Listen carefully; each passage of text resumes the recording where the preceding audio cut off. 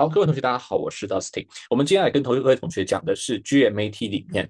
一个很重要的东西，叫做能力依存关系。这个对什么样的人有用呢？就是如果今天你是那种每天准备时间不够，比如说你一天只有2到3个小时，甚至还要加班的同学，或者是你发现你有好几种题型都就是陷入了困难。然后呢，无法突破，那你就可以来考虑看我们这部影片。那我们先讲能力依存的关系的第一层分成4种，一种叫做数学能力，一种叫做精读，就是小范围的文字，比如说像 CR 那么小段的文字，80到100个字，你能够完全了解意思；一种叫逻辑思维能力，就是像推理啊，或者是加强啊、削弱啊，或者是找结论。然后呢，另外一种叫做略读能力，略读能力就是对一篇比较长篇的文章，比如说像 RC 的这种300到400字的文章，你可以去抓到文章的这个大架构。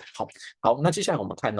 第二层的部分是哪些题目用到这些底层能力？如果你今天你要做数学的话，你必须要同时有精读的能力，因为数学很多时候会是应用题。还有就是你也要有数学的能力，对吧？如果你今天做 CR 的时候呢，你必须要有逻辑的能力、逻辑思维能力，也要有精读的能力，因为 CR 是那么几句话，如果你今天读漏了、读偏了，就很有可能会做错，对吧？再来 DS 的部分就要同时有数学能力，也要有精读能力，也要有逻辑能力，因为 DS 里面可能会有数学相关，也可能会有非数学相关的题目。GT 的部分当然它会用到数学能力，尤其是统计学那一块，还有就是精读能力，因为 GT 里有很多的这种问句，它可能会问的比较复杂，不好懂，容易误解。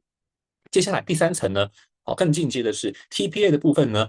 它会用到 CR 的这个逻辑能力，它也会用到数学，因为有些时候它可能会去考数学，你要去在大量的资讯里面去找相关联的资讯，所以也会用到 DS 的能力。那 RC 的部分则是承继于 CR，它还要多加一个对整篇文章的把控能力，也就是 General Reading 略读能力。那最后呢，MSR 的地方呢，则是有些时候分页里面会有图表，所以需要用到具体的能力。然后呢，有些时候又要你去从大量文字里面去找出相关的东西，所以你也会用到 TPA 的能力。同时呢，你也需要做到全局把控整合多个分页，所以你也会需要 RC 的这个全局的阅读能力。好，所以它是最后一层。所以这个图表的用途就是，如果今天你发现自己没有什么时间，然后你又发现自己有好几种题型都是弱项的时候，比如说你今天发现 CR 跟 Q 都是弱项，他们两个共用的能力是什么呢？是精读能力，你就可以考虑这个地方要优先加。比如说，如果你今天发现 RC 跟 CR 都是弱项的时候呢，他们两个之间是有依存关系的，他们两个之间应该是先 CR 再 RC，因为 CR 的小范围的精读，